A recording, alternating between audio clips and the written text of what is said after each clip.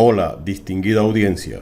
Ahora analizaremos los componentes del problema de investigación científica. Vamos a hablar de los componentes de un problema de investigación científica.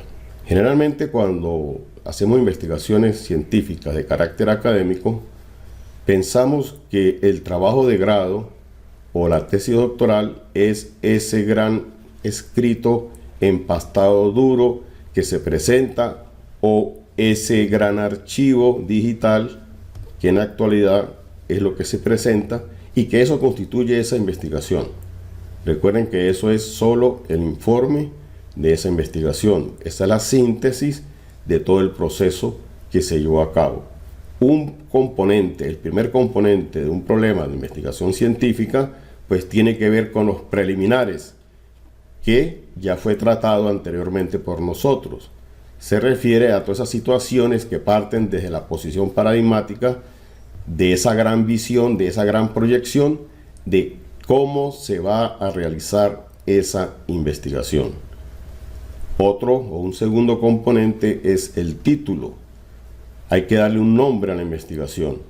Ese nombre, pues, en cualquier contexto se le llama título de la investigación y está en función directa con lo que más adelante verán, que son los objetivos, que son los propósitos que persigue el investigador, e incluso en ese título debe estar condensado o debe intuirse el cómo el investigador piensa llegar a conocer ese hecho problemático que está percibiendo de esa realidad.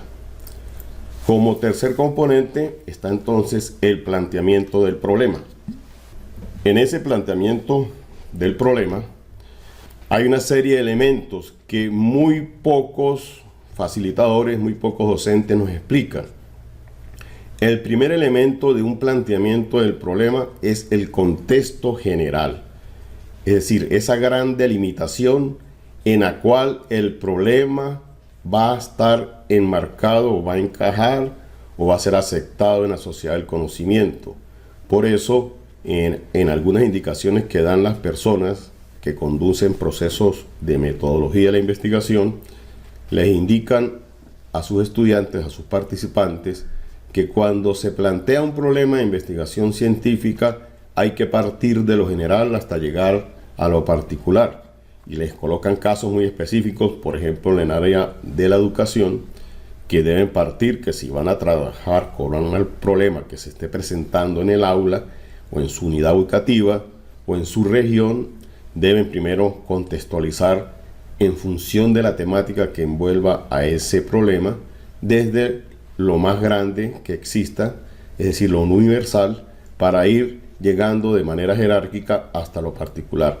Pero realmente tiene que ver es con la ubicación o con la delimitación de esa situación problemática en ese contexto. Un segundo elemento del problema es el planteamiento de ese problema como tal, es decir, propiamente dicho, y que generalmente lo que yo he observado en la experiencia, en los años que tengo de estar trabajando con lo que es metodología de manera formal, el estudiante es cuando realmente entra en una especie de túnel, en una especie de limbo, y empieza a escribir y sin dirección muchas veces alguna, solo con auxilio de algún tutor, algún colaborador o algún asesor que le hace unas lecturas generales, pero esas lecturas generales no están guiadas realmente por algo que oriente esa redacción, esa elaboración de ese planteamiento del problema. Generalmente lo que hacen es, dicen, demostrar síntomas, demostrar diagnósticos, demostrar todo aquello, pronóstico, pero no se les explica al estudiantado de qué manera hacerlo. Otro componente del problema son las interrogantes de ese problema. Y he observado lastimosamente, sobre todo acá en el estado Táchira, en el contexto venezolano, incluso en el contexto suramericano, que se le da una connotación errada a lo que son las interrogantes del problema, a tal extremo, y pienso yo, a mi propio juicio, que por comodidad de los lectores o de los jurados, se le obliga al estudiante a que diferencie dentro del discurso del planteamiento cuáles son las interrogantes que orientan el problema a investigar. Y no es esa la forma correcta. Las interrogantes deben ir apareciendo en ese discurso descriptivo, especulativo, que caracteriza a un planteamiento del problema. No debe ser una sección aparte, no debe ser un apartado separado para que quien lea el informe de investigación pueda darse cuenta fácilmente qué interrogantes utiliza. No, las interrogantes van dispersas a lo largo de ese núcleo central del planteamiento del problema, que yo lo llamo planteamiento propiamente. Otro componente de un planteamiento del problema es la formulación del problema. Acá ocurre algo muy similar y lastimosamente hay ya personas, instituciones, grupos, comunidades que le están exigiendo a las personas que realizan investigaciones formales de carácter académico a que escriban una especie de subtítulo con la formulación del problema. Y no es de esa manera. La formulación del problema debe venir decantándose a lo largo del discurso en esa construcción de ese planteamiento. Y es como la integración de esas interrogantes que ha ido dejando como rastro para pretender ser respondida en una gran respuesta, que no es otra cosa que la gran conclusión a la cual se debe llegar con la investigación que se está abordando. Entonces esa formulación del problema no tiene que resaltarse en una especie de subtítulo. Por supuesto va a estar al final ya de lo que va a ser ese planteamiento del problema y se hace previamente a lo que es el cierre del planteamiento. Mucha gente cierra el planteamiento hablando del contexto específico de la institución educativa, de la organización, de la empresa en la cual se está desarrollando la investigación, y no es de esa manera. Ahí hay que explicar a grandes rasgos esa gran connotación que va a tener en la comunidad científica el hecho de abordar ese problema para generar un conocimiento nuevo, válido. Tiene una trascendencia social, tiene una trascendencia científica y es algo breve, puede hacerse incluso en un párrafo, pero que de alguna manera muestre esa gran inquietud de que es necesario realizar esa investigación para llegar a ese conocimiento científico válido.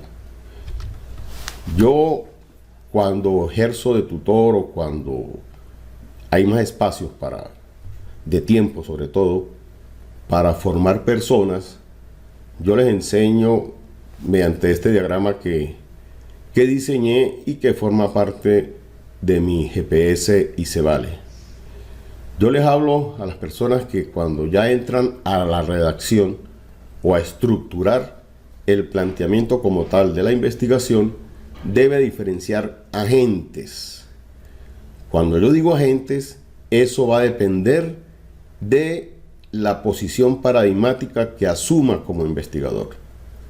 Por eso ven ahí en esas flechas amarillas letras en color azul, letras en color verde y letras en color rojo.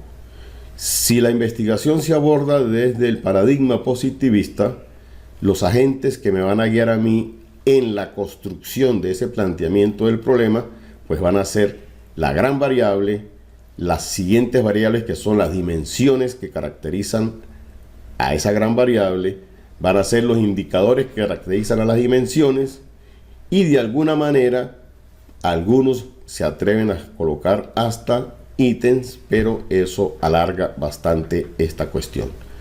Ahora, si la investigación se aborda desde el paradigma fenomenológico, quien de alguna manera va a orientar esa elaboración del planteamiento del problema, porque a diferencia del positivismo, no puedo elaborar ese planteamiento a priori. Si estoy en la parte fenomenológica, ese planteamiento debe elaborarse de manera cíclica con la ida al campo para recolectar información, con la teoría existente, articulando todos estos tres procesos, es lo que permite tener como agente, entonces, en el caso de lo fenomenológico, a las categorías emergentes. Y la redacción difiere del positivismo. Si estamos posicionados desde el positivismo, la redacción de ese planteamiento del problema es de manera especulativa y deductiva en función del desglose que haga de las variables. Pero si lo abordamos desde lo fenomenológico, la redacción de ese planteamiento del problema va a ser de manera inductiva. Es decir, una vez que establezca ese gran contexto, yo no puedo partir de la gran categoría para hacerlo deductivamente hasta las categorías simples o los códigos. No. Una vez que tenga esa contextualización general, debo ir a los datos y de lo que emerja de los datos, ir problematizando sobre esas unidades que van formando categorías, sobre esas categorías que van formando familias de categorías, cuyas familias van formando los preconceptos, hasta llegar a ese gran concepto que es la gran categoría, y de manera inductiva. Muy similar ocurre con quienes aborden su investigación desde el paradigma sociocrítico. También el contexto general se hace igual que los anteriores paradigmas, pero ya cuando voy al problema propiamente como tal, la redacción también tiene que ser de manera inductiva de la información que emerja de los datos, pero ya no me voy a centrar en categorías que voy a interpretar para describirlas. Ya debo centrarme en saberes prácticos, es decir, puntos álgidos que los mismos informantes claves que utilice como fuente de información, emerja de ellos esos pequeños saberes prácticos que van formando esas familias de saberes prácticos, que van formando esos preconceptos de saberes prácticos, hasta llegar a ese gran saber práctico que está contenido en el título. Y ese hace también de manera inductiva. Esto hay que saberlo, pero estoy seguro que si en este momento hago una encuesta entre todos ustedes, les pregunto cómo han planteado los problemas en sus investigaciones anteriores, lo hacen considerando los puntos más importantes que caracterizan al tema de la investigación y no centrándose en lo que realmente deben hacerlo, como es la problemática que se está observando en esa realidad que se está investigando. Esto hay que tenerlo presente. Esto forma parte de esa rigurosidad, de esa sistematicidad que le otorga ese carácter científico a las tesis doctorales. Una tesis doctoral no es tesis doctoral porque utilice términos rimbombantes, rebuscados, un léxico para gente muy dada, muy duchada en la parte semántica y la semiótica de la que es la redacción, sino en mantener esa rigurosidad científica y que el vocabulario que se utilice llegue a cualquier audiencia. En eso consiste ese planteamiento del problema. Y aquí no queda la cosa, porque luego viene entonces como otro componente del problema lo que son los objetivos de investigación. Serán tratados próximamente, pero les adelanto que se hablan de objetivos de investigación. Lastimosamente, todas las investigaciones, y lo vengo observando con bastante preocupación, siempre hablan de objetivos generales y de objetivos específicos. Por lo general se habla de ese gran objetivo y unos pequeños objetivos que permiten el logro del general. Eso se puede hacer de esa forma si la investigación se aborda desde el positivismo, porque si se aborda desde lo fenomenológico o desde lo sociocrítico, yo no puedo hablar de esa jerarquía de objetivos. Lo hago en el positivismo porque hay una jerarquía en cuanto a las técnicas estadísticas que se utilicen para el tratamiento de los datos, que pueden ir de la mera descripción o simple exploración, pasando por correlaciones, hasta el máximo nivel que es la explicación de un fenómeno. En el caso de lo fenomenológico o lo sociocrítico, mi máximo nivel, si se pudiera hablar de niveles, es describir. Desde lo fenomenológico se describe lo que se interpreta de un fenómeno. Desde lo sociocrítico se describe de manera emancipadora lo que se interpreta de esos saberes prácticos que generan ese conocimiento. Entonces, en los objetivos profundizaremos más adelante, pero no es lo mismo un objetivo de investigación desde el paradigma positivista a los paradigmas fenomenológicos y sociocríticos, pero nos enseñan de una sola forma, que es el método científico. Y el otro componente de un planteamiento del problema es la justificación. Ese planteamiento debe cerrar con esa justificación, que no es otra cosa que explicar en detalle el porqué de la investigación. Lastimosamente también se están dando una especie de recetas, una especie de píldoras de hacer la justificación. En algunos sentidos puede tener razón, pero se ha hecho tan estructurado que a veces pierde el sentido.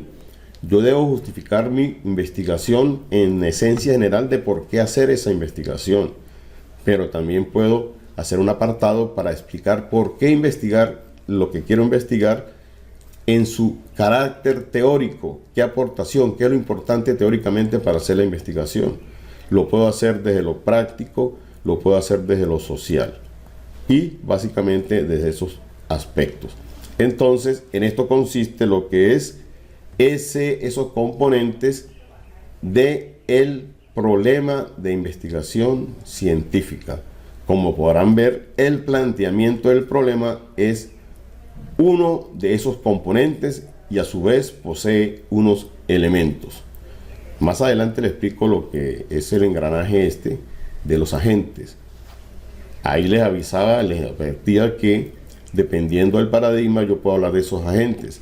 Pero entonces cuando voy a hacer el planteamiento del problema, yo debo ir comparando constantemente, por eso habla de contraste, entre lo que está ocurriendo en la práctica, en la realidad que estoy observando, en la problemática que percibo, con el deber ser. Y debe hacerse de manera expectativa, generando inquietud de que es necesario llevar a cabo esa investigación. Y a su vez, de alguna manera, en los párrafos, ir articulando esa regulación, cómo se haría especulativamente para tener algún control y llegar a tener un conocimiento pleno y soluciones sobre esa problemática que se plantea. Y eso se hace en función de los contextos, al contexto general, al contexto medular y en el contexto micro.